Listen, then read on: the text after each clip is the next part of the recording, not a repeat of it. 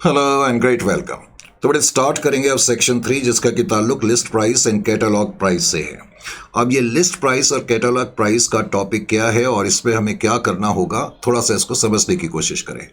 इससे पहले मैंने आपको इनवॉइसिंग का टॉपिक कराया था, आपको याद होगा। यानी कि इससे पहले जो हमने सेक्शन 2 खास तौर से करा था और उससे पहले भी हमने डेटा सिस्टम के अंदर भी इनवॉइसिंग के क्वेश्चंस करे थे। मैंने आपको बताया था कि इनवॉइस प्राइस के क्वेश्चन में हेड ऑफिस क्या करता है। सपोज 100 रुपीज़ की कॉस्ट प्राइस है, उसमें कुछ मार्जिन ऐड कर करके लेट अस से 25 का मार्जिन ऐड करा, तो मार्जिन ऐड कर करके हम गुड्स भेजते हैं। जैसे कि इस केस में 100 रुपीज़ की चीज़ को हमने 125 की प्राइस पर भेजा।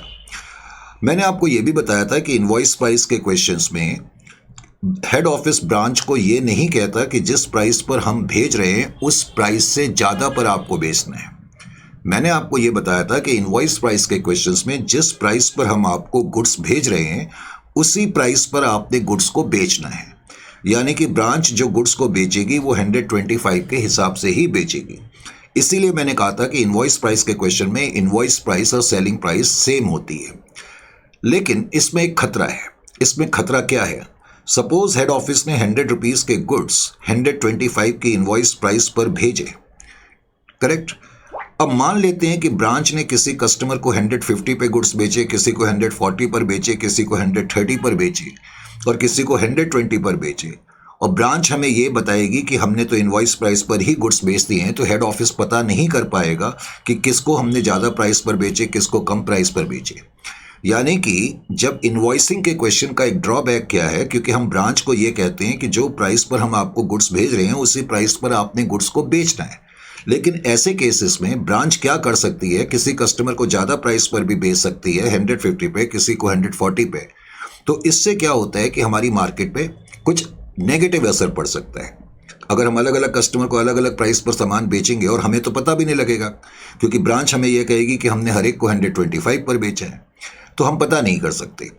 तो ये एक बड़ा ड्रॉबैक है इनवॉइसिंग का। तो इसलिए प्रैक्टिकल लाइफ में क्या होता है, प्रैक्टिकल लाइफ में अब मैं आपको बताता हूं कि प्रैक्टिकल लाइफ में क्या होता है। प्रैक्टिकल लाइफ में हेड ऑफिस क्या करता है, जैसे कि ये कॉस्ट 100 की है। हेड ऑफिस ने अपनी ब्रांच को मान लेते हैं कि सामान भेजा 125 की इनवॉइस प्राइस पर, लेकिन हमने जो प्रोडक्ट भेजा है उस प्रोडक्ट में हमने प्राइस प्रिंट कर दिया लेट अस से 150। तो प्रोडक्ट में जो प्राइस प्रिंटेड है उसको हम बोलते हैं लिस्ट प्राइस, उसी को कैटलॉग प्राइस भी कहते हैं। लिस्ट प्राइस को ही कैटलॉग प्राइस कहते हैं। अब इस केस में ब्रांच क्या करेगी, बिकॉज प्रोडक्ट में प्राइस प्रिंटेड है 150, तो हर कस्टमर को ब्रांच को सामान 150 पर ही बेचना पड़ेगा। Is it clear to you और नॉट? यानी कि इस केस में ब्रांच डिफरेंट कस्टमर को अलग अलग प्राइस पे सामान नहीं बेच सकती। तो प्रैक्टिकल लाइफ पे ये बड़ा कॉन्सेप्ट जो है वो यूज़ होता है, इसमें किसी तरीके का डाउट नहीं है। तो अब लिस्ट प्राइस के क्वेश्चन में हमें करना क्या होता है, थोड़ा सा ये टफ पार्ट है, मैंने आपको पहले भी बताया। अब थोड़ा सा यहाँ पर ध्यान दें, अब इसको समझने की कोशिश करते हैं। पहला क्वेश्चन स्ट्रॉन्ग क्वेश्चन है। वो कहता है when goods are sold at invoice price and list price, mister Ever Young of Heartland Mr. Ever Young of Heartland invoices goods to its branch at Toyland at 20% less than the list price. वो कहता है head office जो है वो अपनी branch को सामान भेजता है at 20% less than the list price, at 20% less than the list price, और कहता है विच इज का मतलब list price, which is cost plus 100%। इस पूरे सेंटेंस का क्या मतलब हो गया कि हेड ऑफिस ब्रांच को सामान भेज रही है at 20% less than the list price and list price is cost plus 100%। कहता है सामान हम भेज रहे हैं 20% लेस देन लिस्ट प्राइस पर और लिस्ट प्राइस जो है वो कॉस्ट प्लस 100% है। तो ऐसे क्वेश्चंस में हमें क्या करना होता है, सबसे पहला काम तो इसमें रेट्स का ही है, और रेट्स का काम इसमें बहुत ही इंपॉर्टेंट है। तो रेट्स का काम, इसको हम बोलते हैं रेट्स एनालिसिस। इसमें आपको रेट्स एनालिसिस करना बहुत अच्छी तरह से आना चाहिए अगर आप क्वेश्चन को अच्छी तरह से सॉल्व करना चाहते हैं। तो रेट्स एनालिसिस करने के लिए आपको क्या करना होगा, let's have a look over here. Rates analysis में सबसे पहले तो मैंने क्या करा, क्योंकि उसने लिखा है कि हम सामान जो भेजते हैं 20% less than the list price भेजते हैं, एंड विच इज का मतलब list price, and list price is cost plus 100%, और जो लिस्ट प्राइस है वो कॉस्ट प्लस 100% है। तो सबसे पहले हम क्या करते हैं, हम लिखेंगे suppose cost price is 100, suppose cost price 100 है, सपोज कॉस्ट प्राइस इज 100। अगर कॉस्ट प्राइस 100 है, मैं इसमें 100% ऐड कर दूं, अगर मैं इसमें 100% ऐड कर दूं, यानी कि 100 अगर मैं ऐड कर दूं, तो मेरे पास क्या आ जाएगा, लिस्ट प्राइस आ जाएगा, क्योंकि उसने लिखा है विच इज, यानी कि list price which is cost plus 100%। तो कॉस्ट अगर 100 है तो इसका मतलब लिस्ट प्राइस, जिसको हम कैटलॉग प्राइस भी बोलते हैं, लिस्ट प्राइस इसका मतलब 200 की है, लिस्ट प्राइस जो है वो 200 की है। और उसने कहा है कि goods are sent at 20% less than the list price. तो अब मैं लिस्ट प्राइस का 20% कंप्यूट करूं, जो कि 40 आ जाएगा। तो इसका मतलब जो सामान हम भेजते हैं वो 160 की इनवॉइस प्राइस पर सामान भेजते हैं, 160 की इनवॉइस प्राइस पर हम सामान भेजते हैं। Is it clear to you? अब थोड़ा सा इसको और डिटेल में पहले समझ ले, फिर क्वेश्चन को आगे पढ़ेंगे। अब तुमने देखा कि इस केस में हमारे सामने 3 चीजें आ गई। एक तो हमारे पास कॉस्ट प्राइस आ गई, करेक्ट, जो कि 100 की है। उसके अलावा हमारे पास इनवॉइस प्राइस आ गई, तुमने देखा इनवॉइस प्राइस 160 की है। उसने कहा जो सामान भेजा जाता है 20% less than the list price भेजा जाता है, तो इनवॉइस प्राइस विल बी 160। और उसके अलावा हमारे पास कैटलॉग प्राइस, जिसको लिस्ट प्राइस भी बोलते हैं, तो लिस्ट प्राइस 200 की है। इसमें 3 रेट्स आपके पास आ गए, या 3 प्राइसेस आ गई। सबसे पहले तो आप क्या करेंगे, कॉस्ट प्राइस और इनवॉइस प्राइस का डिफरेंस देखेंगे। कॉस्ट प्राइस और इनवॉइस प्राइस का डिफरेंस आपने नोट करा, जो कि 40 आ गया। क्या आ गया, 40 आ गया। अगर मैं 40 को डिवाइड कर दूं 160 से, डिनोमिनेटर में मैं अगर इनवॉइस प्राइस लिखूं, आपको मालूम है कि कॉस्ट प्राइस और इनवॉइस प्राइस के बीच में जो डिफरेंस है मार्जिन है। मार्जिन न्यूमरेटर में रखा, डिनोमिनेटर में इनवॉइस प्राइस मैंने लिखा। तो इसका मतलब क्या हो गया, पहले मैं इसको थोड़ा सा शॉर्ट कर लेता हूँ। इसको मैंने शॉर्ट करा तो ये आ जाएगा आपका, सॉरी ये 60 था, मार्जिन 60 है। 100 और 60 का डिफरेंस जो है 60 है, तो 60/160, इसको मैं शॉर्ट कर लेता हूँ, तो ये 3/8 आ गया। भूलना नहीं है कि डिनोमिनेटर में इनवॉइस प्राइस है। इसको मैं बोलूँगा rate of loading on invoice price, या रेट ऑफ मार्जिन, या rate of loading on invoice price. No doubt कि ये rate of loading on invoice price है, इसमें तो कोई डाउट ही नहीं है। ये rate of loading on invoice price का क्या मतलब है कि अगर ये रेट हम किसी इनवॉइस प्राइस वाले आइटम पे लगाएं, पहले तो ध्यान ये रखना है क्योंकि डिनोमिनेटर में इनवॉइस प्राइस है, ये rate of loading on invoice price है, तो ये रेट किसी इनवॉइस प्राइस वाले आइटम पर ही लग सकता है। Is it clear to you? और जब मैं किसी इनवॉइस प्राइस वाले आइटम पे लगाऊंगा इस रेट को, तो वो आइटम उतर करके कॉस्ट प्राइस पर आ जाता है, क्योंकि हमने देखा था इससे पहले कि हमने जो इनवॉइसिंग के क्वेश्चन करे थे, जब हम ये रेट अप्लाई करते थे तो लोडिंग का अमाउंट आ जाता था, लोडिंग का अमाउंट हम ऑपोजिट में लिखते थे, तो इनडायरेक्टली वो आइटम कॉस्ट प्राइस पर आ जाता है। तो बेसिकली ये रेट क्या बता रहा है कि इस रेट को आप किसी इनवॉइस प्राइस वाले आइटम पर ही लगा सकते हैं, नंबर 1। जब इनवॉइस प्राइस वाले आइटम पे आप इस रेट को अप्लाई करेंगे तो इनडायरेक्टली वो आइटम कॉस्ट प्राइस पर आ जाएगा। Is it clear to you? Number 1। उसके अलावा अब इसमें आपने देखा इनवॉइस प्राइस और लिस्ट प्राइस के बीच में डिफरेंस जो है वो 40 का है, 40 का डिफरेंस है इनवॉइस प्राइस और लिस्ट प्राइस के बीच में। अगर मैं 40 को, जो कि इन दोनों के बीच का डिफरेंस है, इनवॉइस प्राइस और लिस्ट प्राइस के बीच का डिफरेंस है, अगर मैं इसको 200 से डिवाइड कर दूं तो ये क्या आ गया, 1/5 आ गया। ये क्या आ गया, 1/5 आ गया। अब ये 1/5 डिनोमिनेटर में क्या लिखा हुआ है, ये डिनोमिनेटर में क्या है, डिनोमिनेटर में हम लिखेंगे पहले तो ये जो है इसको मैं बोलूँगा रेट ऑफ लोडिंग, इसको मैं बोलूँगा rate of loading on list price. और इस रेट का क्या फ़ायदा है, to convert list price into cost price, sorry list price into invoice price. देखें यहां पर समझने की कोशिश करें ध्यान से। पहले तो ये जो हमने रेट लिया है इनवॉइस प्राइस और लिस्ट प्राइस का लिया है, इन दोनों के बीच में फासला 40 का है।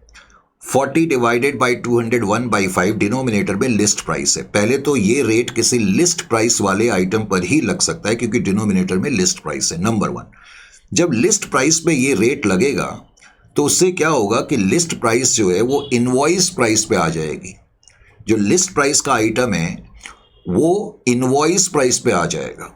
Is it clear to you और नॉट? इस रेट का मतलब है कि अगर लिस्ट प्राइस 5 रुपये की है तो उसके अंदर 1 रुपया मार्जिन है और 1 रुपया मैं माइनस कर दूं तो जो बच गया 4 रुपये वो बेसिकली हमारी इनवॉइस प्राइस है, क्योंकि ये जो रेट है लिस्ट प्राइस और इनवॉइस प्राइस का है। तो इस रेट का क्या यूज होगा कि कोई आइटम अगर लिस्ट प्राइस पर है तो मैं उस पर ये रेट अगर अप्लाई करूंगा 1/5 तो वो उतर करके इनवॉइस प्राइस पर आ जाएगा। Is it clear to you? उसके अलावा अब इस केस में एक और चीज़ है, और एक और चीज़ को समझाने के लिए मुझे क्या करना पड़ेगा, आपको थोड़ा इस तरह समझाना पड़ेगा। यहाँ देखें, अब इस केस में एक और रेट बनता है। घबराने की जरूरत नहीं है। शुरू में बच्चों को लगता है पता नहीं बड़ा मुश्किल है रेट्स कंप्यूट करना। कई बच्चे इस टॉपिक को करके ही नहीं जाते हैं, वो सोचते हैं बहुत टफ है। टफ बिल्कुल नहीं है, ध्यान रखें, थोड़ा पेशेंस रखना है बस। अब एक और रेट इसमें है, कॉस्ट प्राइस और लिस्ट प्राइस। एक तो रेट हमने क्या देखा, कॉस्ट प्राइस और इनवॉइस प्राइस।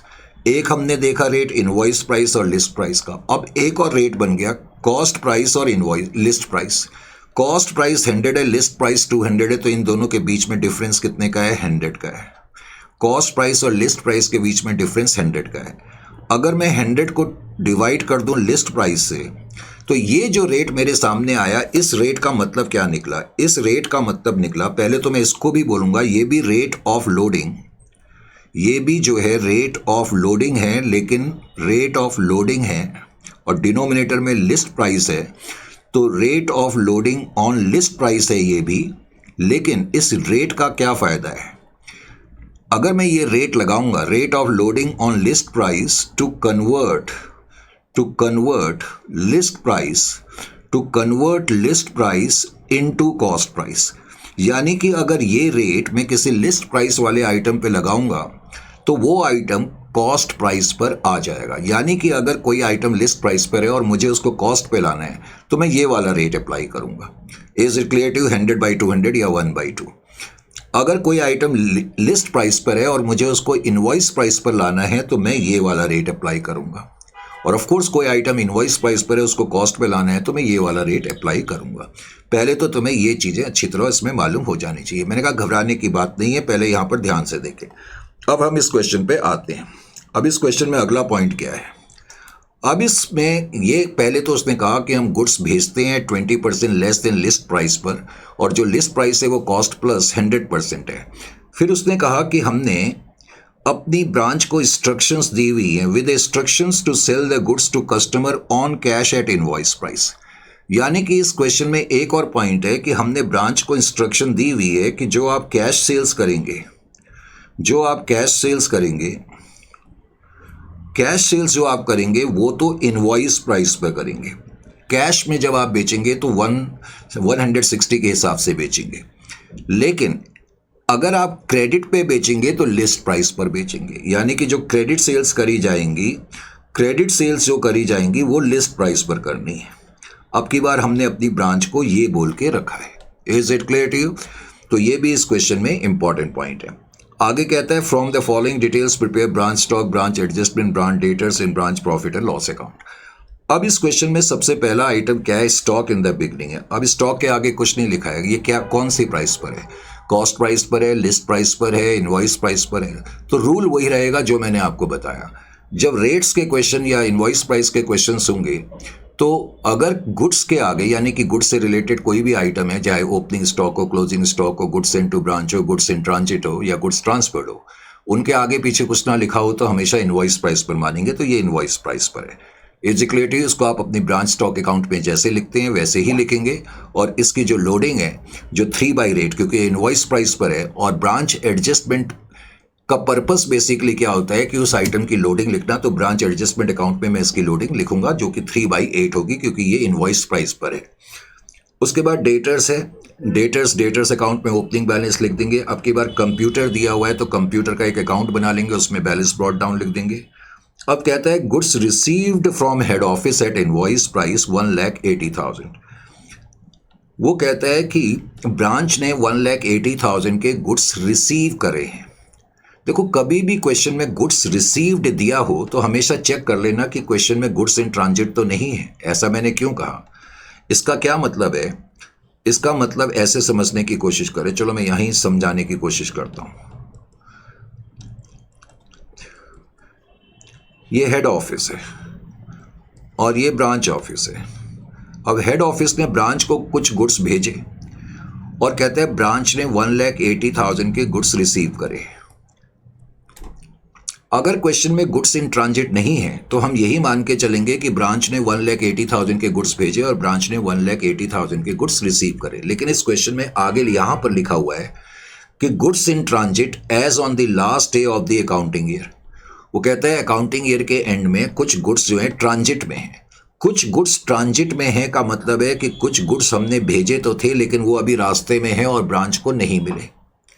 ब्रांच को 1,80,000 के गुड्स मिल गए और रास्ते में 10,000 के गुड्स हैं, तो इसका मतलब हमने 1,90,000 के गुड्स भेजे होंगे। इंपॉर्टेंट पॉइंट ये है, कभी भी क्वेश्चन में जब गुड्स रिसीव्ड भी दिया हो और गुड्स इन ट्रांजिट भी दिया हो तो पहले आप क्या करेंगे, goods sent to branch find करेंगे। गुड्स रिसीव्ड में गुड्स इन ट्रांजिट को ऐड कर देंगे। इससे आपको पता लग गया कि आपने ब्रांच को इतने गुड्स भेजे, 1,90,000 के गुड्स भेजे।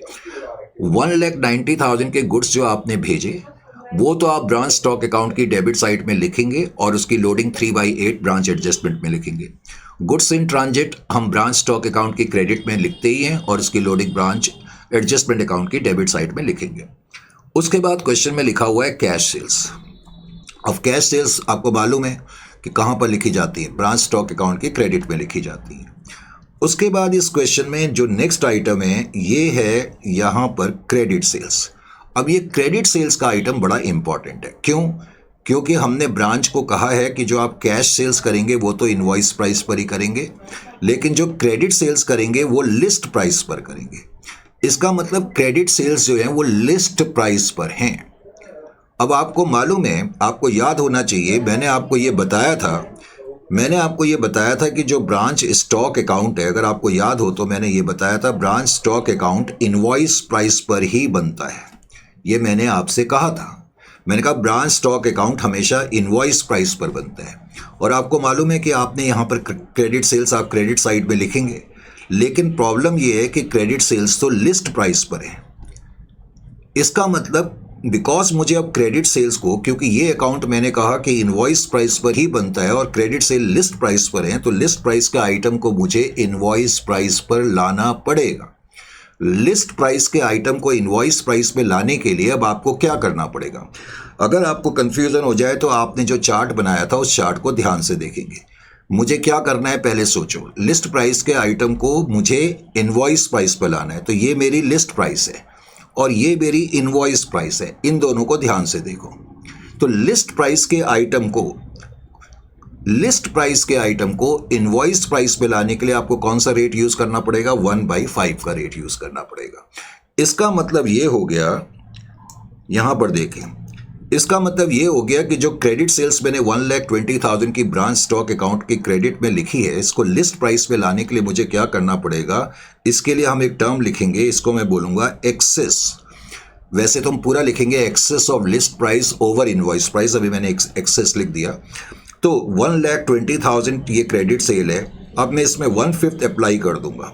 तो 1/5 अप्लाई कर करके जो भी अमाउंट आ जाएगा उसको मैं यहाँ पर लिख दूंगा, जो मुझे ये बता देगा कि अब इसकी इनवॉइस प्राइस वैल्यू कितनी है। क्योंकि क्रेडिट सेल्स मैंने यहाँ पर लिस्ट प्राइस पर लिखी है और लिस्ट प्राइस और इनवॉइस प्राइस के बीच में जो फासला है वो मैंने यहाँ पर लिख दिया। अब यहाँ पर लिख करके मुझे ये पता लग गया कि ये आइटम और ये आइटम जो है अब इनवॉइस, क्योंकि अगर ये आइटम मैं इसमें से माइनस कर दूंगा तो इसका मतलब ये इनवॉइस प्राइस पर आ गया। Is it clear to you? तो एक्सेस का अमाउंट मुझे यहाँ पर लिखना पड़ेगा। Is it clear to you? तो इस क्वेश्चन की कहानी ये थी। फिर आगे उसने बताया गुड्स इन ट्रांजिट, मैंने आपको बता दिया cash sent for branch expenses. अब देखो हेड ऑफिस ने ब्रांच को 32,000 का कैश तो भेजा है, लेकिन एक्चुअली में खर्चे 30,000 के हो गए। तो मैं मेन चीज इसमें इस मेथड में हम ये देखते हैं कि एक्चुअल खर्चा कितना हो गया। तो जो एक्चुअल खर्चा है पीएनएल अकाउंट में वही आएगा। फिर कह रहा है स्टॉक एट द एंड 16,000 का। Stock at the end branch stock account में आप लिखेंगे और उसकी लोडिंग जो है आप ब्रांच एडजस्टमेंट में जैसे लिखते हैं वैसे लिखेंगे। बैड डेट्स 400 रुपीज़ के हैं, बैड डेट्स डेटर्स में भी लिखेंगे और पीएनएल में भी लिखेंगे।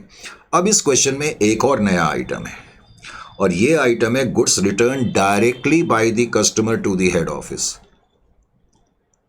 1500। इससे पहले के क्वेश्चन में हमें ये दिया होता था कि कस्टमर ने गुड्स रिटर्न कर रहे हैं और जब कस्टमर ने गुड्स रिटर्न कर रहे हैं तो ये इम्प्लाइड होता है कि कस्टमर ने ब्रांच को रिटर्न करे हैं। लेकिन इस क्वेश्चन में उसने लिखा है goods return directly by customer to the head office. Goods return by customer directly to the head office. अब इसमें मुझे क्या करना पड़ेगा, यहां ध्यान से देखें। ये मेरा हेड ऑफिस है, ये मेरी ब्रांच है और ये मेरे कस्टमर्स हैं। नॉर्मली कस्टमर क्या होते हैं कि गुड्स ब्रांच को रिटर्न करते हैं नॉर्मली, क्योंकि ब्रांच ने इनको सामान बेचा होता है तो नॉर्मली कस्टमर जो है ब्रांच को रिटर्न करते हैं गुड्स। पर इस क्वेश्चन में कह रहा है कि कस्टमर ने गुड्स हेड ऑफिस को रिटर्न कर दिए। तो अगर कभी क्वेश्चन में ये दिया हो कि कस्टमर ने डायरेक्टली गुड्स हेड ऑफिस को रिटर्न कर दिए, इस तरह की ट्रांजेक्शन को अब आपने कैसे ट्रीट करना है, ये बड़ा इंपॉर्टेंट पॉइंट है, ध्यान से सुनिए। क्वेश्चन में तो ये दिया है कि कस्टमर ने गुड्स हेड ऑफिस को रिटर्न कर दिए, लेकिन कस्टमर को सामान किसने बेचा था, ब्रांच ने बेचा था। तो कस्टमर ने गुड्स रिटर्न कर दिए हैं तो ब्रांच ने जो सामान बेचा है कस्टमर को उसको कम करना तो पड़ेगा ना। तो इसलिए इस ट्रांजेक्शन को आपको क्या करना पड़ेगा, इमेजिनरीली आप इसको ब्रेक कर देंगे। इमेजिनरीली ब्रेक कर देंगे का मतलब क्या है कि पहले आप मन में ये मानेंगे कि कस्टमर ने सामान ब्रांच को वापस करा। पहले आप मन में ये मानेंगे कि कस्टमर ने ब्रांच को सामान रिटर्न करा है। जब कस्टमर ब्रांच को सामान रिटर्न करते हैं तो हम उसको सेल्स रिटर्न बोलते हैं। यानी कि ये 1500 का सामान जो रिटर्न करा है, पहले तो आप इसको सेल्स रिटर्न के रूप में ट्रीट करेंगे। आपको मालूम है कि सेल्स रिटर्न कहाँ आती हैं, एक तो हम ब्रांच अकाउंट की क्रेडिट में लिखते हैं और ब्रांच स्टॉक अकाउंट की डेबिट में लिखते हैं। तो ये तो एक ट्रीटमेंट आपको करना पड़ेगा। Is it clear to you? उसके बाद अब आप ये मान करके चलेंगे कि ब्रांच ने ये सामान हेड ऑफिस को रिटर्न कर दिया। इस ट्रांजैक्शन को आपको ब्रेक करना है दो पार्ट में। पहला पार्ट तो ये है कि you will presume as if customer have return the goods directly, customer have return the goods to branch office. और जब कस्टमर ब्रांच को रिटर्न करते हैं तो हम उसको सेल्स रिटर्न बोलते हैं। सेल्स रिटर्न को कहाँ कहाँ लिखना है ये आपको मालूम है। अब ब्रांच हेड ऑफिस को जब रिटर्न करती है तो हम उसको बोलते हैं goods send to branch returns, goods send to branch returns. और आपको मालूम है goods send to branch returns को हम कहाँ लिखते हैं, एक तो ब्रांच स्टॉक अकाउंट की क्रेडिट में लिखते हैं और इसकी लोडिंग भी लिखते हैं। इजंट इट और नॉट? समझ में आ रहा है कि नहीं आ रहा? बिल्कुल आ रहा है, तो वेरी गुड। तो ये इसका ट्रीटमेंट होगा। फिर डेटर्स एट द एंड आपको दिया है और वो कह रहा है कंप्यूटर को 20% से हमने डेप्रिशिएट भी करना है। तो ये क्वेश्चन है। अब लिस्ट प्राइस वाले क्वेश्चन को और प्रॉपरली समझने के लिए यहां पर आप देखें। तो इसको समझने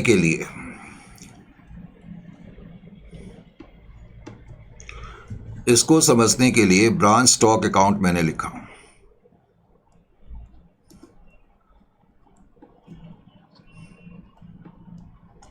ब्रांच स्टॉक अकाउंट।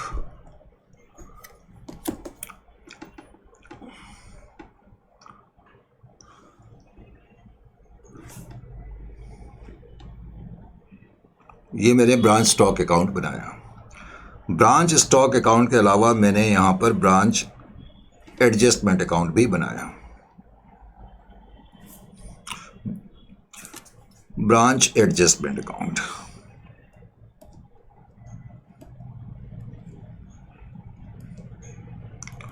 और ब्रांच एडजस्टमेंट के बाद ऑफ कोर्स हमें ब्रांच पीएनएल बनाना ही पड़ेगा। ब्रांच पीएनएल भी मैंने बना दिया। ये हमारा ब्रांच पीएनएल भी बन गया। और ब्रांच पीएनएल के अलावा मैंने डेटर्स अकाउंट भी बना दिया, branch debtors. Is it clear to you? अब इस क्वेश्चन में वैसे आप चाहें तो एक कंप्यूटर अकाउंट बनाना चाहें तो बना लें, उस वैसे ऐसी कोई ज़रूरत तो नहीं है, लेकिन बनाना है तो आप बना सकते हैं। मैंने बताया था अगर कोई एसेट का बैलेंस दिया होगा तो आप उसका अकाउंट अलग से बना सकते हैं। ये कंप्यूटर अकाउंट भी मैंने बना दिया। अब मैं पहले क्वेश्चन की एक शीट अपने पास रख लूँ। ये है शीट। तो क्वेश्चन ये कहता है कि mister Ever Young of Heartland invoices goods to branch located at Toyland, और ब्रांच को गुड्स जो भेजे जाते हैं 20% less than the list price पर भेजे जाते हैं, विच इज कॉस्ट प्लस 100%। तो हमने पहले कॉस्ट को 100 लिया, 100 का 100% कंप्यूट करा, 200 लिस्ट प्राइस आ गया। अब गुड्स हम भेजते हैं 20% less than the list price पे, तो लिस्ट प्राइस जो 200 आई उसका 20% हमने माइनस करके पता कर लिया कि इनवॉइस प्राइस जो है 160 की रही होगी। उसके बाद आपको याद होगा कि हमने सबसे पहले यहाँ पर रेट्स कंप्यूट करे थे, इजंट इट और नॉट। रेट कंप्यूट करने के बाद मैंने आपको ये बताया था, रेट्स पे बहुत ध्यान रखना है इसमें, कि कॉस्ट प्राइस 100 है, इनवॉइस प्राइस 160 और लिस्ट प्राइस 200 है। तो कॉस्ट प्राइस और इनवॉइस प्राइस के बीच में फासला 60 का है, तो 60/160 3/8 का रेट है। ये रेट मैंने बताया था इनवॉइस प्राइस वाले आइटम पे लगेगा, और इनवॉइस प्राइस वाले आइटम पे हम लगाएंगे तो वो कॉस्ट प्राइस पर आ जाएगी। फिर उसके अलावा इनवॉइस प्राइस और लिस्ट प्राइस के बीच में फासला जो है वो 40 का है। Is it clear to you? अब 40/200 करके 1/5 आ गया, और इससे हमें यह पता लग गया कि लिस्ट प्राइस को अगर इनवॉइस प्राइस में कन्वर्ट करना है तो मुझे ये रेट अप्लाई करना पड़ेगा। उसके बाद एक और रेट है लिस्ट प्राइस को कॉस्ट प्राइस में कन्वर्ट करने के लिए, 100/200 यानी कि 1/2।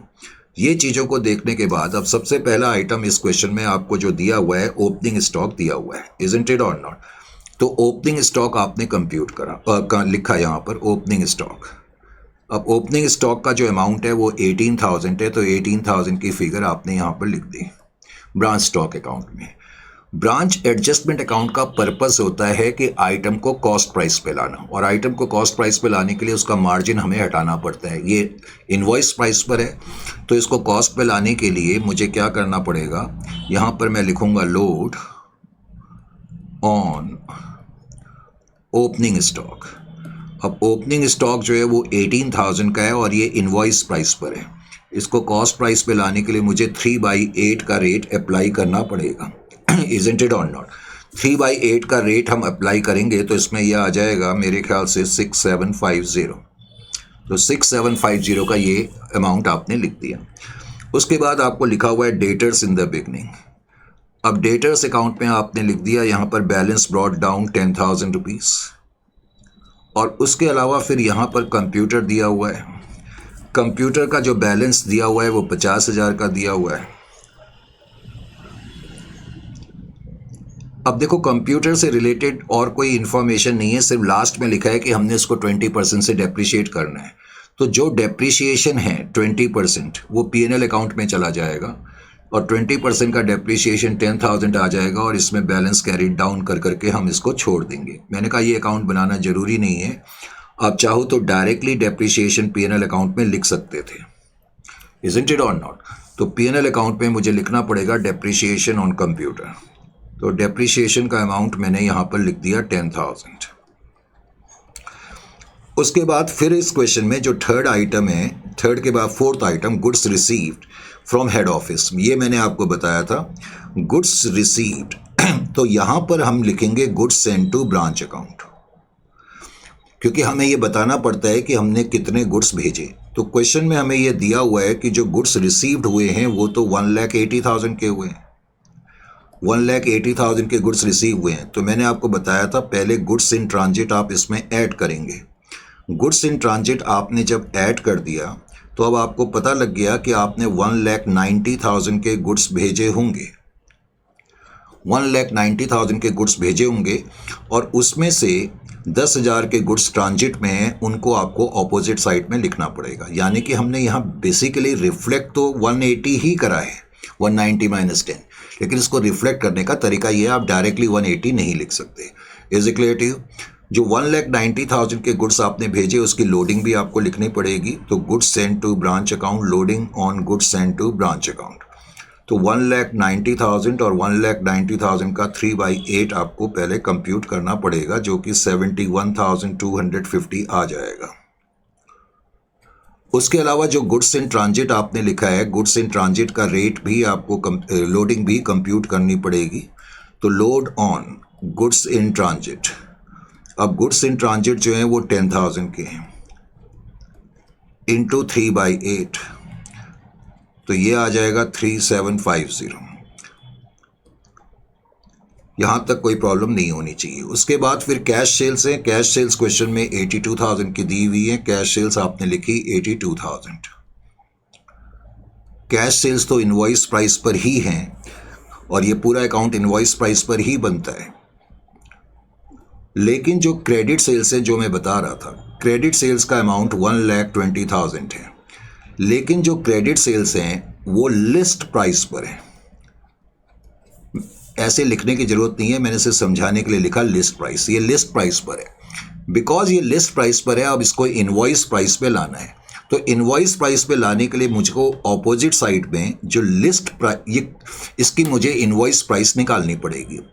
इनवॉइस प्राइस निकालने के लिए मैं यहां लिखूंगा excess of list price over invoice price, excess of list price over invoice price.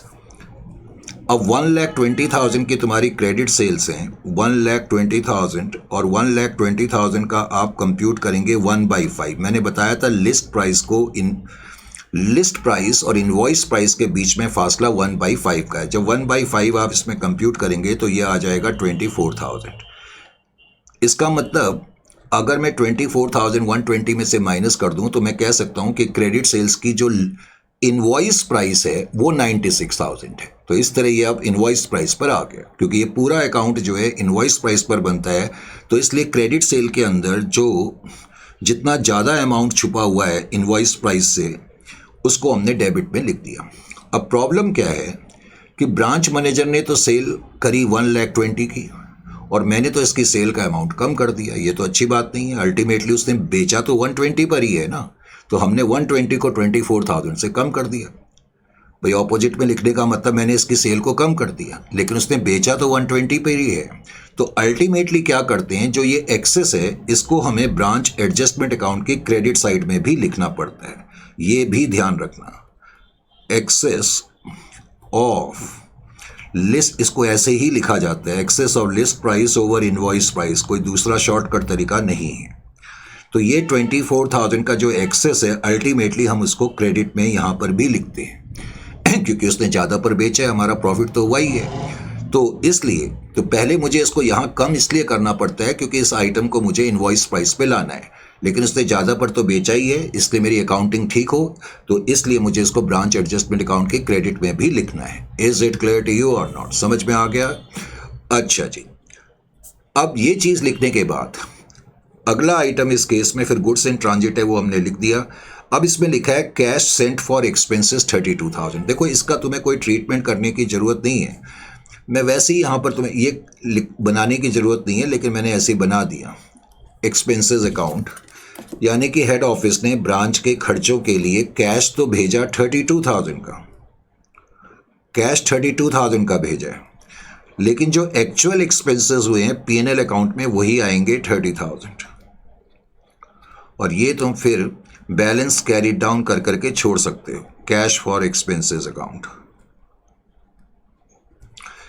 तो जो कैश हमने भेजा खर्चों के लिए उसमें 2,000 का बैलेंस बच गया, उससे हमें लेना देना नहीं है। मेन चीज़ है कि खर्चे एक्चुअली में कितने हुए। तो कितने खर्चे एक्चुअली में हुए वो मुझे यहाँ पर लिखने पड़ेंगे, एक्सपेंसेस 2,000, सॉरी 30,000 एक्चुअल एक्सपेंसेस। इससे पहले जो क्रेडिट सेल की बात चल रही थी, जब आपने credit sale 1,20,000 branch stock account में लिखी, तो ध्यान ये रखना है कि डेटर्स अकाउंट में उसको लिखना भूलना नहीं है। तो डेटर्स अकाउंट में 1,20,000 की क्रेडिट सेल्स जैसे तुम नॉर्मली लिखते हो वैसे ही लिखोगे। उसके बाद फिर नेक्स्ट आइटम है स्टॉक एट द एंड। तो ईयर के एंड में क्लोजिंग स्टॉक आपके पास बच गया, क्लोजिंग स्टॉक, और क्लोजिंग स्टॉक जो बच गया है वो 16,000 का बचा है। 16,000 आपने लिखा। जब क्लोजिंग स्टॉक आपने लिखा तो उसकी लोडिंग भी आपको लिखनी पड़ेगी, तो लोड ऑन क्लोजिंग स्टॉक। अब क्लोजिंग स्टॉक 16,000 का है, 16,000 का 3/8, क्योंकि ये इनवॉइस प्राइस पर है, और 3/8 मैं करूंगा तो ये कितना आ जाएगा, 6,000 आ जाएगा। फिर नेक्स्ट आइटम है बैड डेट्स। बैड डेट्स पहले तो डेटर्स में लिखेंगे। बैड डेट्स में हमने लिखा 400 रुपीज़ डेटर्स अकाउंट में, और उसके अलावा पीएनएल अकाउंट पे भी इसकी पोस्टिंग करी जाएगी। Bad debts 400। उसके बाद जो मेन पॉइंट है, goods return by customer to the head office. अब की बार कस्टमर ने सामान हेड ऑफिस को डायरेक्टली रिटर्न कर दिया। तो मैंने अभी बताया कि ऐसी ट्रांजैक्शन को आपको दो पार्ट में करना पड़ेगा। पहले आप ये मान करके चलेंगे कि कस्टमर ने सामान डेटर्स को वापस करा, और जब कस्टमर डेटर को सामान वापस करते हैं तो उसको हम सेल्स रिटर्न बोलते हैं। तो सेल्स रिटर्न आपको मालूम है, एक तो हम ब्रांच डेटर्स अकाउंट की क्रेडिट में लिखते हैं, नंबर 1, और उसके अलावा हम सेल्स रिटर्न जो है ब्रांच स्टॉक अकाउंट की डेबिट साइड में भी लिखते हैं 1500 हम यहां पर भी लिखते हैं। तो जब कस्टमर डायरेक्टली हेड ऑफिस को सामान रिटर्न करेंगे तो पहले तो आप मन में ये मानेंगे कि कस्टमर ने सामान डेटर्स को रिटर्न करा, उसकी तो एंट्री आपने कर दी। अब आप ये मानेंगे कि ये सामान ब्रांच ने हेड ऑफिस को वापस कर दिया, और जब ब्रांच हेड ऑफिस को सामान वापस करती है तो हम उसको goods send to branch returns कहते हैं 1500 रुपये। अब तुम्हें मालूम है goods send to branch returns की लोडिंग भी करी जाती है। अब जब मैं इसकी लोडिंग करूंगा, load on goods send to branch returns, अब आपको यहां एक बड़ा पॉइंट मालूम होना चाहिए। देखिए जी, ब्रांच ने कस्टमर को जब सामान बेचा था, ब्रांच ने जब कस्टमर को सामान बेचा होगा तो जो कैश सेल में बेचा वो तो इनवॉइस प्राइस पर बेचा था, और जो क्रेडिट सेल में बेचा था वो लिस्ट प्राइस पर बेचा था। तुम्हें मालूम है कि जब कस्टमर सामान वापस करेंगे तो कौन से कस्टमर सामान वापस कर सकते हैं? जिनको हमने क्रेडिट में बेचा था वही तो रिटर्न कर सकते हैं। तो इसका मतलब है जो सामान रिटर्न हुआ है वो क्रेडिट सेल में से हुआ है, यानी कि जो कस्टमर ने सामान ब्रांच को वापस करा और फिर ब्रांच ने उस सामान को हेड ऑफिस को भेज दिया। इसका मतलब मैंने कहा क्वेश्चन में तुम्हें दिया है कस्टमर ने डायरेक्टली सामान हेड ऑफिस को रिटर्न कर दिया। मैंने कहा इसको आपने दो पार्ट में करना है, एक तो सेल्स रिटर्न और दूसरा आप ये मानेंगे कि फिर ये goods send to branch returns हैं।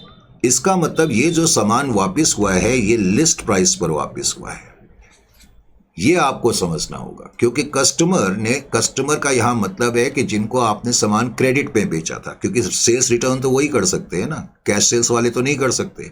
तो जिन लोगों ने क्रेडिट में खरीदा था वही रिटर्न कर सकते हैं। इसका मतलब जो ये सेल्स रिटर्न हुई है ये क्रेडिट से, ये लिस्ट प्राइस पर हुई है।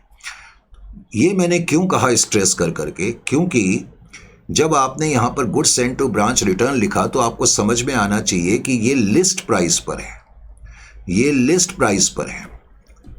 Is it clear to you? और इस आइटम को मुझे कॉस्ट पे लाना है, यानी कि जब मैंने कहा ब्रांच स्टॉक अकाउंट में हम जब लोडिंग निकालते हैं तो लोडिंग निकालने का पर्पस होता है कि इसको कॉस्ट पे लाना। तो अगर आपको रेट अप्लाई करने में कंफ्यूजन हो जाए, पहले तो आप ये सोचो आपने करना क्या है। जैसा कि मैंने बताया ये आइटम अब लिस्ट प्राइस पर है, अब मुझे इसको ब्रांच एडजस्टमेंट में इसकी लोडिंग लिखनी है, इसका मतलब है इसको कॉस्ट प्राइस पे लाना है, यानी कि लिस्ट प्राइस का आइटम को कॉस्ट प्राइस पे लाना है। तो मैंने आपको बताया था कि आपकी लिस्ट प्राइस तो 200 है और कॉस्ट प्राइस आपकी 100 है, और मैंने बताया था इनके बीच में फासला 100 का है। तो 100/200 का रेट, यानी कि लिस्ट प्राइस का आइटम को कॉस्ट प्राइस पे लाने के लिए 1/2 का रेट अप्लाई होगा। तो ये जो गुड्स कस्टमर ने पहले ब्रांच को वापस करे और ब्रांच ने जब हेड ऑफिस को वापस करे, जिसको हम goods send to branch return कहते हैं, तो ये जो 1500 के गुड्स रिटर्न हुए हैं ये बेसिकली लिस्ट प्राइस पर हैं। तो इसको कॉस्ट प्राइस पे लाने के लिए मुझे 1/2 का रेट अप्लाई करना पड़ेगा, 750। ये मैंने रेट क्यों अप्लाई करा अब समझ में आ जाना चाहिए। ये बात समझ में आ गई कि नहीं आ गई? मैंने कहा थोड़ा टफ क्वेश्चन है और कोई नहीं कराएगा आपको ऐसे क्वेश्चन। अब यहां पर बच्चों के दिमाग में एक सवाल आ सकता है, वो सवाल हो सकता है आपके दिमाग में भी आ रहा हो, क्योंकि मैंने आपको बताया कि ब्रांच स्टॉक अकाउंट हमेशा इनवॉइस प्राइस पर बनता है, ये मैंने आपको कहा।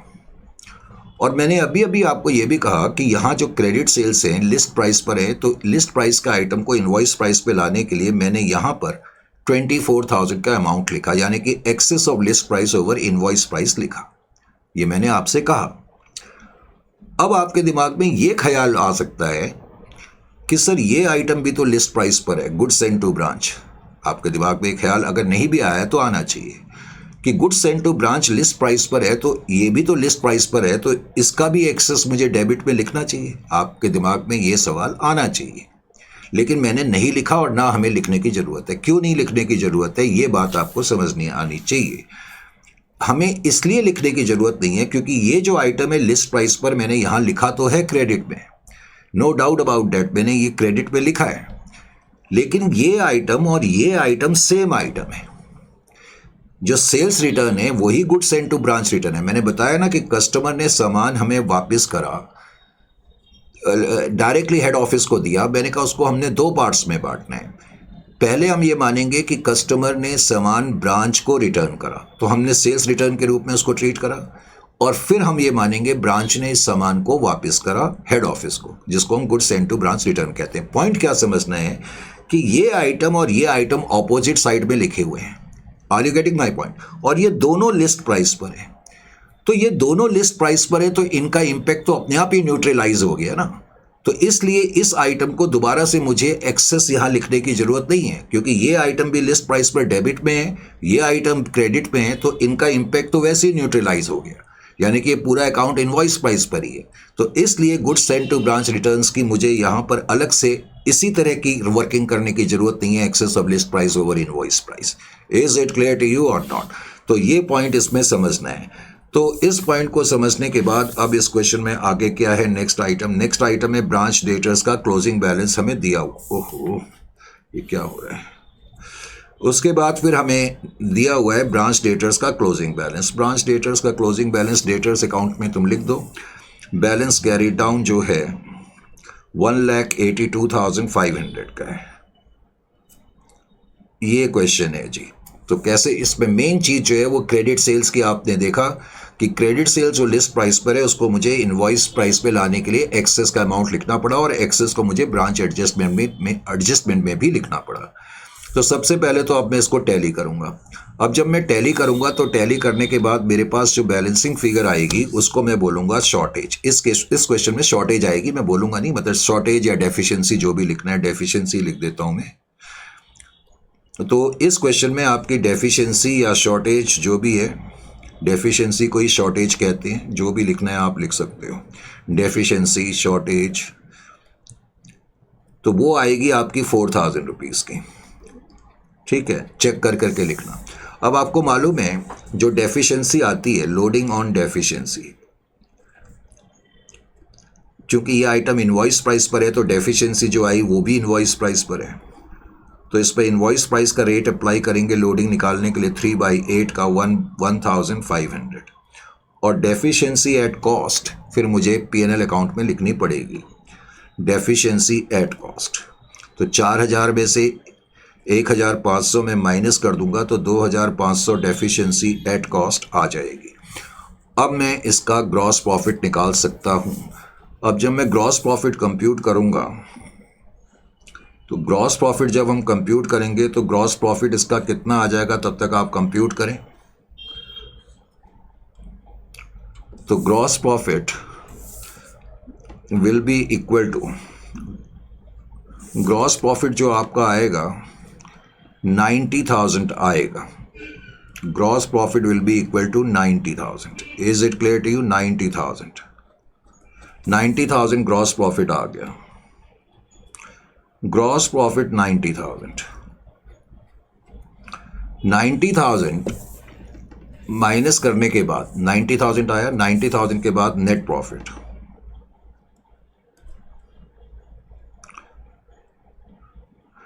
अब नेट प्रॉफिट जब मैं इसमें कंप्यूट करूंगा तो नेट प्रॉफिट आपका आ जाएगा, that will be equal to, net profit ये 900 है तो 47,000 समथिंग कुछ, 47,100 का नेट प्रॉफिट इसमें आपका आना चाहिए।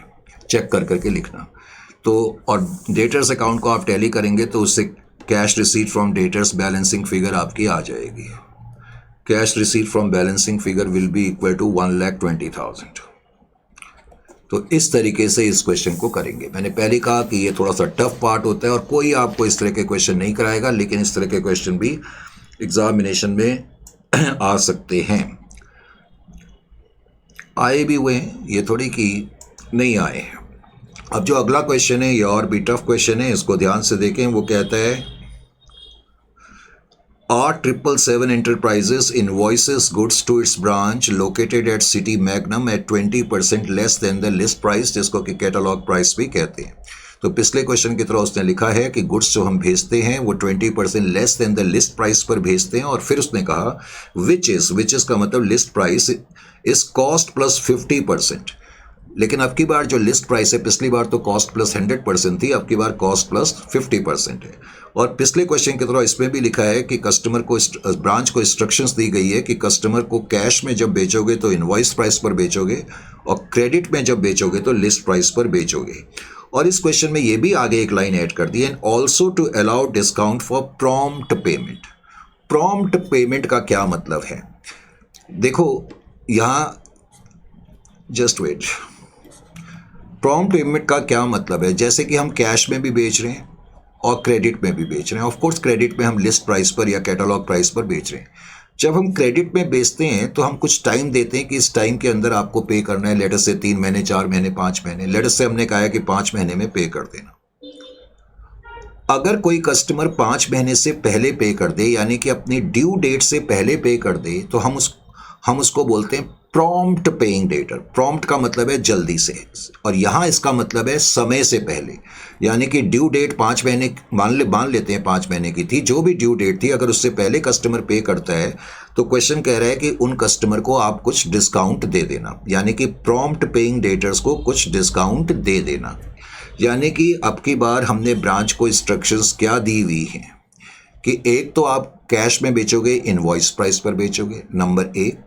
नंबर 2, क्रेडिट में बेचोगे तो इन लिस्ट प्राइस पर बेचोगे, और नंबर 3, ऐसे क्रेडिट कस्टमर जो समय से पहले पे कर देंगे उनको हमें कुछ डिस्काउंट देना है, जिसको हम बोलते हैं prompt paying debtors. Prompt paying debtors का मतलब जो अपने समय से पहले पे कर रहे हैं। पहले तो इस क्वेश्चन में भी मैंने रेट्स एनालिसिस करके आपको दिखाया, क्योंकि अभी शुरुआती क्वेश्चन है। तो रेट्स एनालिसिस, अब रेट्स एनालिसिस करने के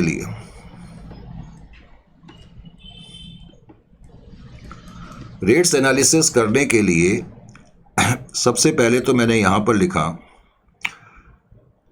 पिछले क्वेश्चन की तरह, सपोज कॉस्ट प्राइस इज 100। वो तुम्हें इसी तरह से पहले लिखना पड़ेगा। Suppose cost price is 100, cost price आपकी 100 है। तो उसने कहा है कि जो गुड्स, जो लिस्ट प्राइस है वो कॉस्ट प्लस 50% है। अब की बार 50% है, पिछली बार 100% थी पिछले क्वेश्चन में। तो मैं इसका 50 इसमें ऐड कर दूं तो मुझे पता लग गया कि लिस्ट प्राइस या कैटलॉग प्राइस हमारी इतनी है। लिस्ट प्राइस या कैटलॉग प्राइस कितनी है? 150 की हो गई, विच इज कॉस्ट प्लस 50%, यानी कि लिस्ट प्राइस इज 150। अब कहता है गुड्स जो हम भेजते हैं 20% less than the list price पर भेजते हैं। तो मैं इसका 20% कंप्यूट करूंगा तो 20% कितना आ जाएगा? 30 आ जाएगा। That mean 120। अब ये 120 जो आ गया, इसको मैं बोलूंगा इनवॉइस प्राइस। इसको मैं बोलूंगा invoice price. Invoice price will be 120। Invoice price कितना आ गया? 120 का आ गया। Is it clear to you? अच्छा जी, इनवॉइस प्राइस 120 है। ये तो हो गया पार्ट ए। पार्ट बी, अब मैंने यहां पर लिखा कॉस्ट, यहां पर लिखा इनवॉइस प्राइस, और यहां पर लिखा मैंने लिस्ट प्राइस। क्या लिखा? List price. अब कॉस्ट प्राइस है हमारी 100 की, लेकिन इस क्वेश्चन में इनवॉइस प्राइस है 120 की, और लिस्ट प्राइस है 150 की। पिछले क्वेश्चन की तरह सबसे पहले तो आप कॉस्ट प्राइस और इनवॉइस प्राइस का डिफरेंस नोट कर लें। करेक्ट, डिफरेंस आ गया 20 को डिवाइड कर दें इनवॉइस प्राइस से, इसको छोटा कर लें 1/6। आपको मालूम होना चाहिए कि डिनोमिनेटर में आपने इनवॉइस प्राइस लिखी है। इसका मतलब ये रेट किसी इनवॉइस प्राइस वाले आइटम पर ही अप्लाई हो सकता है, और इनवॉइस प्राइस वाले आइटम को कॉस्ट प्राइस पे लाने के लिए ये रेट यूज होगा। इसी तरीके से इनवॉइस प्राइस और लिस्ट प्राइस के बीच में फासला जो है वो 30 का है। तो पहले तो आप 30 लिखें और 30 को लिस्ट प्राइस से डिवाइड कर दें। डिनोमिनेटर में लिस्ट प्राइस लिखी है, इसका मतलब ये रेट किसी लिस्ट प्राइस वाले आइटम पर ही अप्लाई हो सकता है, और जब लिस्ट प्राइस वाले आइटम पे आप अप्लाई करेंगे तो वो आइटम इनवॉइस प्राइस पर आ जाएगा। ये इस रेट का मतलब है। और मैंने बताया था इसमें एक तरीके से अब एक तीसरा रेट भी हो गया। तीसरा रेट जो है वो कॉस्ट प्राइस और लिस्ट प्राइस का हो गया। कॉस्ट प्राइस और लिस्ट प्राइस के बीच में फासला 50 का है, तो 50/150। इस रेट का क्या मतलब है? इस रेट का मतलब है कि अगर ये रेट मैं किसी लिस्ट प्राइस वाले आइटम पे लगाऊंगा तो लिस्ट प्राइस उतर करके कॉस्ट प्राइस पर आ जाएगी। सबसे पहले रेट्स पे आपका अच्छा खासा कंट्रोल आ जाना चाहिए। Is it clear to you? अब इस क्वेश्चन में आगे क्या दिया हुआ है, let's have a look over here. इस क्वेश्चन में उसने लिखा है कि स्टॉक इन द बिगनिंग। अब स्टॉक इन द बिगनिंग 450 का स्टॉक के आगे कुछ नहीं लिखा, तो इसका मतलब ये इनवॉइस प्राइस पर है, कोई प्रॉब्लम नहीं। डेटर्स इन द बिगनिंग, ये आपको मालूम है। Branch furniture in the beginning, ये तो आप आराम से कर सकते हैं। डेटर्स अकाउंट में balance brought down, furniture account बनाना है तो उसमें बैलेंस ब्रॉट डाउन, नहीं तो फर्नीचर पे बाद में उसने डेप्रिसिएशन 10% लिखा है, आप सीधा 10% डेप्रिसिएशन P&L में लिख सकते हैं अगर अकाउंट नहीं बनाना है तो। कैश सेल्स 13,60,000 की हैं, वो तो इनवॉइस प्राइस पर है। क्रेडिट सेल्स 21,50,000 की है। अब जो क्रेडिट सेल्स हैं, बिकॉज ये लिस्ट प्राइस पर है, क्वेश्चन में लिखा है ये लिस्ट प्राइस पर है, तो लिस्ट प्राइस के आइटम का आपने ध्यान रखना होगा। पहले तो आप क्रेडिट में लिखेंगे ब्रांच स्टॉक अकाउंट की, और जो एक्सेस होगा उसको डेबिट में लिखेंगे। फिर क्वेश्चन में आगे कह रहा है गुड्स इनवॉइस टू ब्रांच, तो ये ब्रांच स्टॉक की डेबिट में और इसकी लोडिंग ब्रांच स्टॉक अकाउंट में। गुड्स रिटर्न बाय ब्रांच, ये तो नॉर्मल है, रिटर्न आपने करे। ये रिटर्न जो अब की बार हुए हैं वो इनवॉइस प्राइस पर हुए हैं, तो अब की बार जब हम ब्रांच स्टॉक अकाउंट में लिखेंगे तो नॉर्मल लोडिंग का रेट जो 1/6 है वो अप्लाई कर देंगे। फिर एक्सपेंसेस जो है वो रेंट और सैलरी के मिला करके 3,05,000 के हैं। स्टॉक एट द एंड जो है वो 5,10,000 का है। यहाँ उसने लिखा है पेटी expenses paid by branch. Last मैंने एक क्वेश्चन कराया था, उसमें भी मैंने आपको बताया था। अब की बार वो कह रहा है पेटी एक्सपेंसेस ब्रांच ने पे करे। तो ऐसे क्वेश्चन में जिसमें कभी लिखा हो कि ब्रांच पे कर रही है अपने खर्चे, तो बेटर रहता है कि ब्रांच कैश अकाउंट बना लिया जाए। तो आप एक ब्रांच कैश अकाउंट बनाएंगे और ब्रांच कैश अकाउंट की क्रेडिट साइड में पेटी कैश लिखेंगे, और एक्सपेंसेस हैं तो एक्सपेंसेस P&L में तो लिखना ही पड़ेगा। Cash receipt from branch debtors, debtors account में तो आप लिखेंगे, बिकॉज आप कैश अकाउंट बना रहे हैं तो कैश अकाउंट की डेबिट में भी आपको लिखना पड़ेगा to debtors 18,65,000। Remittances by branch to head office, कल भी मैंने एक इस तरह का क्वेश्चन कराया था लास्ट सेशन में। ब्रांच ने हेड ऑफिस को 32 लाख रुपीस भेजे, तो आप ब्रांच कैश अकाउंट बना रहे हैं तो आपका कैश कम हो जाएगा, अपने कैश अकाउंट की क्रेडिट साइड में आप 32 लाख लिख देंगे। Discount allowed to branch, debtors account में और P&L में। बैड डेट्स डेटर्स में और P&L में। Goods return by branch debtors, अब यहाँ तो सिंपल रिटर्न्स हैं 12,600, ये सेल्स रिटर्न है, एक बार डेटर्स अकाउंट में लिखेंगे और उसके अलावा फिर ब्रांच स्टॉक की डेबिट में भी लिखेंगे। अब लास्ट में एक लाइन लिखी है, it was decided to make a provision for discount ₹42,500 on closing debtors for prompt payment. यानी कि जितने भी हमारे क्लोजिंग डेटर्स हैं वो कह रहा है उनके लिए हमें एक डिस्काउंट का प्रोविजन बनाना है। वो इसलिए बनाना है, या हमें लग रहा होगा कि ये डेटर समय से पहले पे कर देंगे, क्योंकि हमने कहा हुआ है कि जो समय से पहले पे कर देगा हम उसको 42,500 का डिस्काउंट देंगे।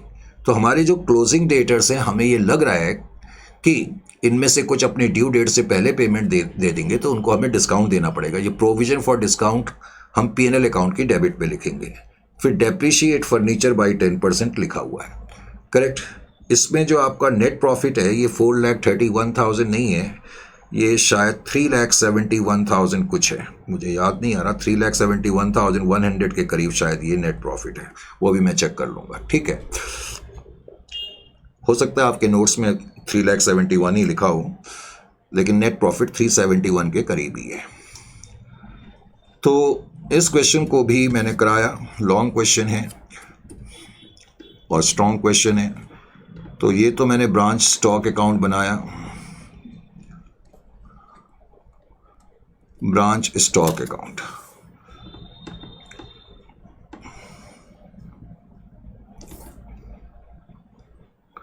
ब्रांच स्टॉक के बाद फिर branch adjustment account, branch adjustment account. इस क्वेश्चन में ब्रांच एडजस्टमेंट अकाउंट भी हमने बना दिया, करेक्ट। ब्रांच एडजस्टमेंट के बाद ब्रांच पीएनएल भी मैंने बना दिया, ये ब्रांच पीएनएल।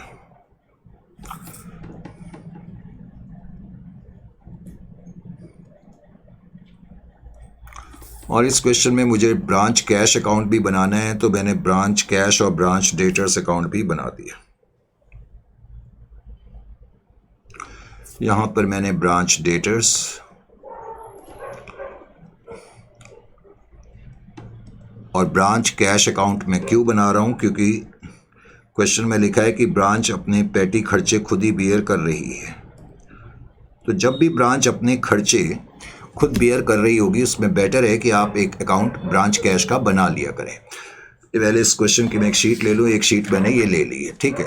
तो 3.2 में क्या कहता है, सब कुछ मैंने आपको बता ही दिया है रेट्स के बारे में। तो पहला आइटम है स्टॉक इन द बिगनिंग। तो ब्रांच स्टॉक अकाउंट की डेबिट साइड में पहले तो आप ओपनिंग बैलेंस या ओपनिंग स्टॉक लिख दें, और ओपनिंग स्टॉक का अमाउंट है 4,50,000। तो 4,50,000 मैंने पहले तो यहाँ पर लिख दिया। अब इसकी लोडिंग जो है मैं ऑपोजिट साइड में लिखूंगा। ब्रांच एडजस्टमेंट अकाउंट की क्रेडिट साइड में मैंने लिखा by loading on opening stock. By loading on opening stock 4,50,000 है, ये इनवॉइस प्राइस पर है। इनवॉइस प्राइस को कॉस्ट पे लाने के लिए 1/6 का रेट अप्लाई होगा, 75,000। फिर उसके बाद क्वेश्चन में डेटर्स का बैलेंस उसने लिखा हुआ है, तो बैलेंस ब्रॉट डाउन डेटर्स। अब डेटर्स का जो बैलेंस है डेट इज इक्वल टू 3,60,000।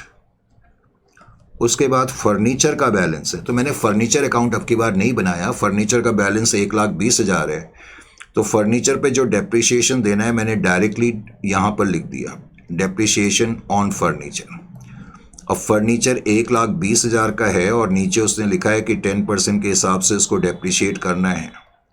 तो सीधा मैं 10% डेप्रिशिएशन 12,000 यहाँ लिख सकता हूँ, 12,000। उसके बाद कैश सेल्स हैं आपकी, और कैश सेल्स का अमाउंट आपने ब्रांच स्टॉक अकाउंट में लिखा। कैश सेल्स हैं 13,60,000 की। कैश सेल्स में कोई प्रॉब्लम नहीं है, ये इनवॉइस प्राइस पर ही है, 13,60,000।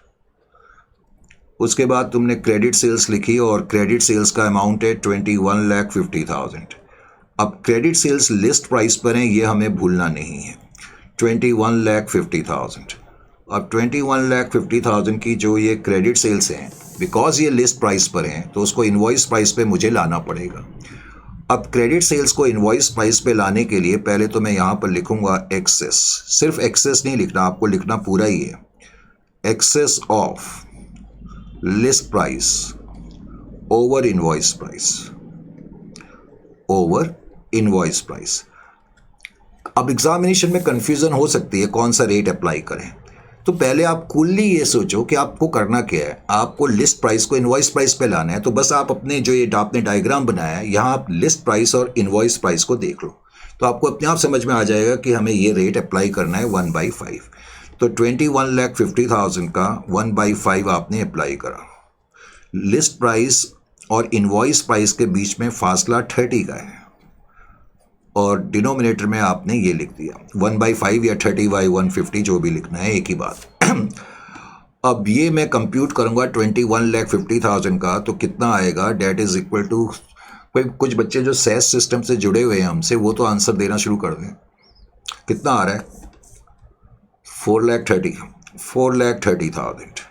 तो 4,30,000 आप लोगों के कहने से मैंने लिख दिया, लेकिन जो ऑनलाइन देख रहे हैं वो चेक जरूर कर लें, 4,30,000। अब जैसे ही आपने यहाँ लिखा, एग्जामिनेशन में कई बार इसको लिखना भूल जाते हैं, तो ब्रांच एडजस्टमेंट अकाउंट में इमीडिएटली इसको आप यहाँ लिख दें, एक्सेस ऑफ लिस्ट प्राइस। मैंने कहा ये पूरा ही लिखना पड़ता है, ओवर इनवॉइस प्राइस, सिर्फ एक्सेस मत लिखना, 4,30,000। उसके बाद मेन चीज इसमें इनवॉइस, तुमने देखा लिस्ट प्राइस कैटलॉग प्राइस के क्वेश्चन में मेन पॉइंट यही है। उसके बाद है गुड्स इनवॉइस टू ब्रांच। तो goods invoice to branch, goods send to branch मैंने यहाँ पर लिखा, और गुड्स सेंड टू ब्रांच का जो अमाउंट है 32,10,000 है, 32,10,000 मैंने यहाँ पर लिख दिया। अब ये इनवॉइस प्राइस पर है, इसकी लोडिंग मैंने यहाँ लिखी goods send to branch account, तो debt is equal to 32,10,000 into 1/6। अब 1/6 कितना आ रहा है अभी? 5,35,000। तो बच्चों ने बताया कि 5,35,000 आ रहा है, ठीक है, इतना ही है ना। उसके अलावा फिर नेक्स्ट आइटम जो है इस केस में goods return by branch at invoice price. तो ये तो ब्रांच ने गुड्स रिटर्न करें इनवॉइस प्राइस पे, goods send to branch returns, और रिटर्न्स का अमाउंट है 84,000, तो 84,000 आपने लिख दिया। और उसकी लोडिंग ब्रांच एडजस्टमेंट अकाउंट में आपने लिखी load on goods send to branch account returns 84,000 का 1/6।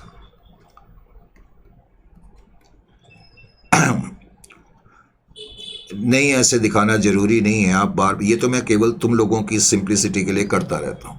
तुम डायरेक्टली 14,000 लिख सकते हैं। फिर एक्सपेंसेस दिए हुए हैं, अब एक्सपेंसेस जो हैं वो मैंने डायरेक्टली लिखे, रेंट और सैलरी मिला करके तुम्हें 3,05,000 के एक्सपेंसेस हैं, उसको आपने यहाँ पर लिख दिया 3,05,000। एक्सपेंसेस के बाद स्टॉक एट दी एंड 5,10,000 का दिया हुआ है, तो stock at the and closing stock 5,10,000 वो भी आपने यहाँ पर लिखा क्लोजिंग स्टॉक। अब 5,10,000 का जो क्लोजिंग स्टॉक है उसकी लोडिंग भी आपको निकालनी पड़ेगी। तो closing stock, loading on closing stock 5,10,000 into 1/6, 85,000, इतना ही आएगा 85,000। चेक कर लूँ, कैलकुलेटर मेरे पास है नहीं, आप लोग ही बता दें मुझे। 85 ही है तो ठीक है। उसके बाद कहता है पेटी एक्सपेंसेस पेड बाय ब्रांच। अब ब्रांच ने पेटी एक्सपेंसेस पे करे, ब्रांच ने पे करें, तो पहले तो एंट्री होगी expense account debit to cash, यानी कि कैश अकाउंट की क्रेडिट साइड में पेटी एक्सपेंसेस, और अमाउंट उसने जो हमें दिया हुआ है 11,000, और उसके बाद ये एक्सपेंसेस पीएनएल अकाउंट में डेबिट होंगे, तो पेटी एक्सपेंसेस 11,000।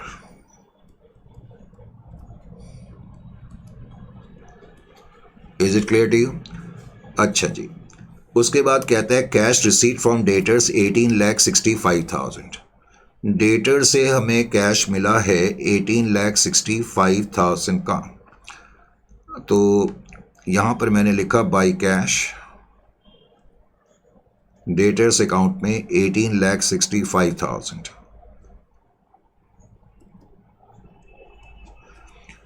और डेटर से जो कैश मिला तो मैंने कैश अकाउंट में भी लिखा टू डेटर्स अकाउंट।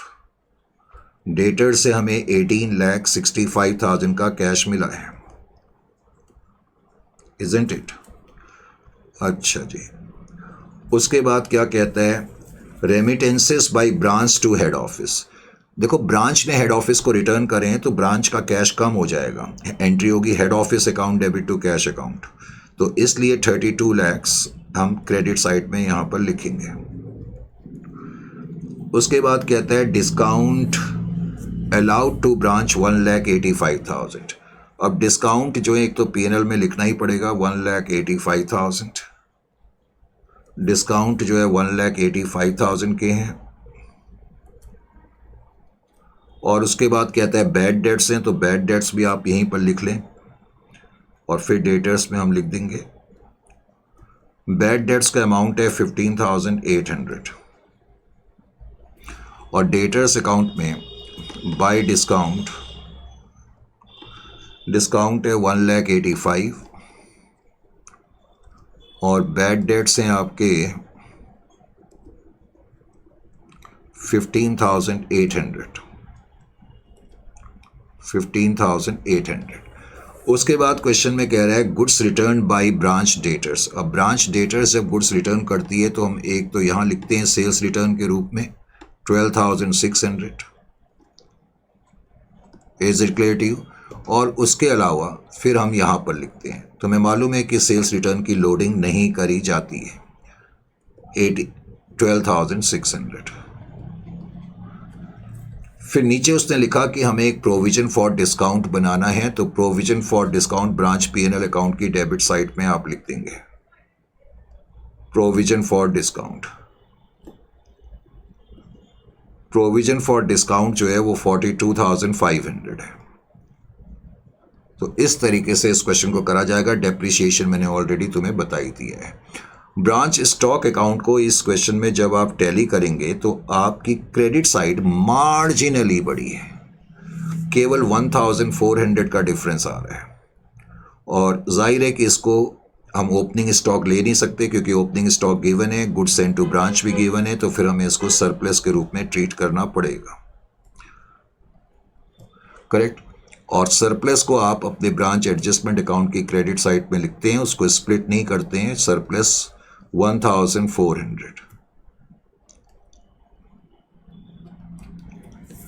फिर उसके बाद आप अपना ग्रॉस प्रॉफिट टैली करेंगे और टैली करके ही आप लिखना, ये नहीं कि ब्लाइंडली लिख लो। मैंने वैसे आपको बता दिया कि जो ग्रॉस प्रॉफिट का अमाउंट आ रहा है वो 9,42,400 आ रहा है, लेकिन आप टैली करके अच्छी तरह से चेक करके लिखेंगे 9,42,400। अब ये ग्रॉस प्रॉफिट आप अपने पीएनएल अकाउंट की क्रेडिट में लिखेंगे 9,42,400, और उसके बाद फिर आप इसको टैली करेंगे तो फिर आपका जो नेट प्रॉफिट आएगा, नेट प्रॉफिट वो 3,71,100 आना चाहिए। नेट प्रॉफिट 3,71,100 का आपका आएगा। बाकी आप ब्रांच कैश अकाउंट को अगर टैली करेंगे तो उसमें कोई बड़ा पॉइंट नहीं निकलेगा। कुछ बैलेंस ब्रांच कैश अकाउंट में, इससे पहले क्वेश्चन में कैश सेल्स भी थी, मैंने कैश सेल्स का अमाउंट इसमें लिखा नहीं है। आपने जो कैश सेल्स करी थी 13,60,000 की करी थी। कैश सेल्स भी हमने करी है ना, तो 13,60,000 वो भी मुझे यहाँ लिखनी चाहिए, 13,60,000। तो कैश अकाउंट को जब आप टैली करेंगे तो इसमें जो बैलेंस आपका आएगा वो 14,000 का आ जाएगा। Balance carry down 14,000। और फिर आप अपने डेटर्स अकाउंट को जब टैली करेंगे तो डेटर्स अकाउंट में ओपनिंग बैलेंस से क्लोजिंग बैलेंस आपका बैलेंसिंग फिगर के रूप में आएगा।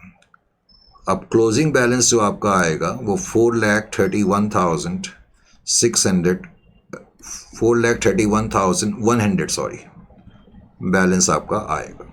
Is it clear to you? Check कर लेना एक बार कि एग्जैक्टली कितना बैलेंस आ रहा है। तो 4,31,100 मैंने यहाँ पर लिख दिया इस केस में। और डेटर्स अकाउंट में एक चीज़ का ध्यान रखना, ये तो मैंने बैलेंस बताया लेकिन चेक कर लेना चाहिए। अभी तक आपने क्रेडिट सेल्स लिखी नहीं है। एक बच्चे ने कहा sir credit sales, thank you. Credit sales 21,50,000 की हैं। ये उसी वक्त लिख लेनी चाहिए क्योंकि कई बार बाद में नहीं तो भूल जाते हैं। और चेक कर करके ये आंसर लिखेंगे आप। Is it clear to you? Check कर करके सारे आंसर्स आपने लिखने हैं, इस चीज़ का ध्यान रखना है। तो ये था एक लॉन्ग स्ट्रॉन्ग क्वेश्चन। करेक्ट। तो इस क्वेश्चन को करने के बाद अब अगला क्वेश्चन है 3.3, और उसके बाद फिर एक और क्वेश्चन है शायद इसके अंदर। 3.3 कहाँ भाग गया? 3.4 तो ये है और 3.3 ये है। तो इसको फिर नेक्स्ट सेशन में करते हैं। अभी इस सेशन के लिए इतना काफ़ी है।